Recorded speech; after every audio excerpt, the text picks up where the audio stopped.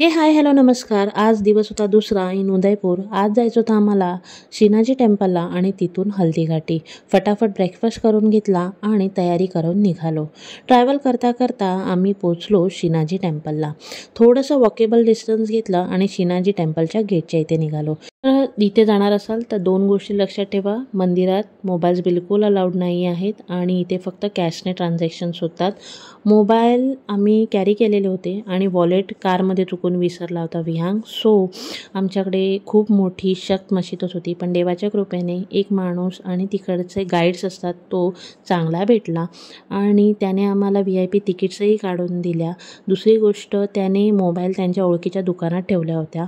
जोपर्यंत आमचं दर्शन झालं नाही, आम्ही मोबाईल मागायला गेलो होतो ना, सो त्या माणसाने आम्हाला सरळ सांगितलं, ज्याने मोबाईल ठेवला त्याला पहिला घेऊन या, तेव्हाच तुम्हाला मोबाईल हँडओव्हर करणार. सिक्युरिटी रिझन त्याने आम्हाला सांगितलं की तुम्ही प्लीज त्या गाईडला घेऊन या. आम्ही त्या गाईडला घेऊन गेलो तेव्हाच त्याने आम्हाला तो मोबाईल दिला हातामध्ये, कारण की गाईडच्या सिक्युरिटीवरती त्याने मोबाईल घेऊन घेतला होता.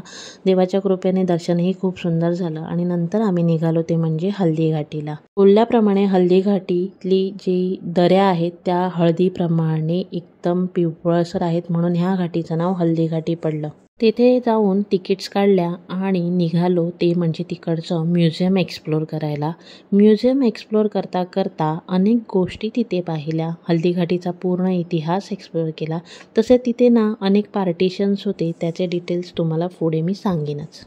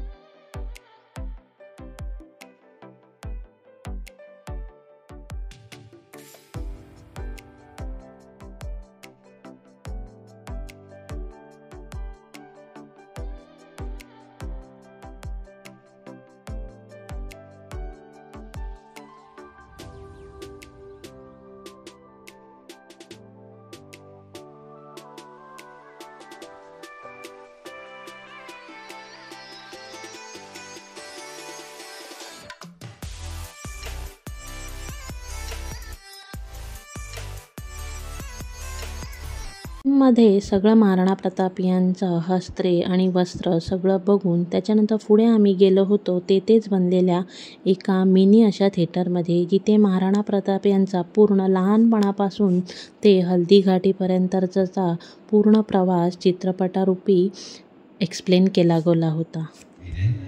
बालक प्रताप सिंह को नैतिकता की सीख दी और उनको कुल गौरव, देश प्रेम और स्वतंत्रता जैसे उदात्त गुणों से पुढे गेलो ते म्हणजे त्यांच्या पुढच्या भागमध्ये तिथे चलचित्राद्वारे पूर्ण इतिहास सांगितला गेला होता. जौहर कहते हैं। चित्तौड़गढ़ में 3 मुख्य बड़े जौहर हुए थे।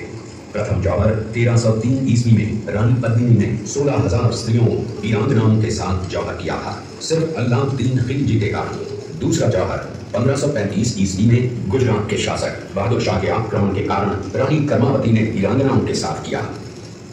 और तीसरा जौहर 1568 ईस्वी में जब अकबर ने चित्तौड़गढ़ पर आक्रमण किया, उसी समय रानी फूलकुमारी ने 7,000 वीरांगनाओं के साथ जौहर किया।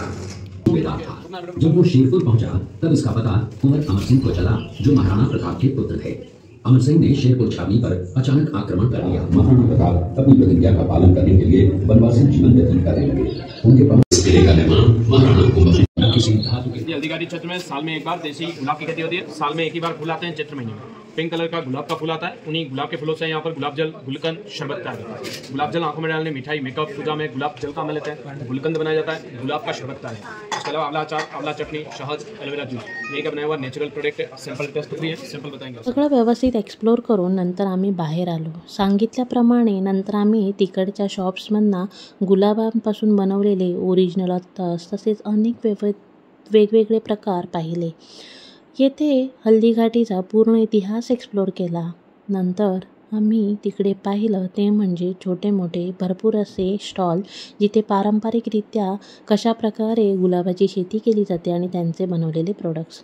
हल्दीघाटीचा पूर्ण इतिहास पाहिल्यानंतर जवळच एक तळं होतं. तिथे लहान मुलांसाठी खेळण्यासाठी अनेक प्रकारचे खेळ होते ठेवलेले. जवळच नैसर्गिकरित्या गन्नाचा ज्यूस काढला जात होता आणि नंतर थोडा टाईम तिथेच थांबलो. सगळं खूप सुंदर आणि व्यवस्थितरित्या एक्सप्लेन केलेलं होतं.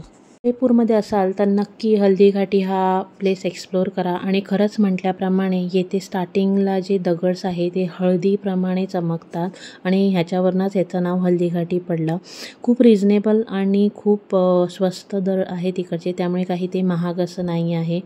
खूप भूक लागली होती म्हणून बाहेर छोटे मोठे स्टॉल्स होते. तिकडचं फेमस आम्ही पाणीपुरी आणि दही कचोरी खाल्ली आणि दिवस एंड केला चहाने.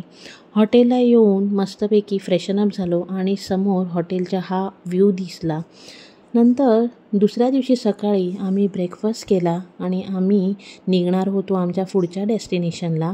सो छोटं मोठं असं गेट रेडी विथ मी केलं.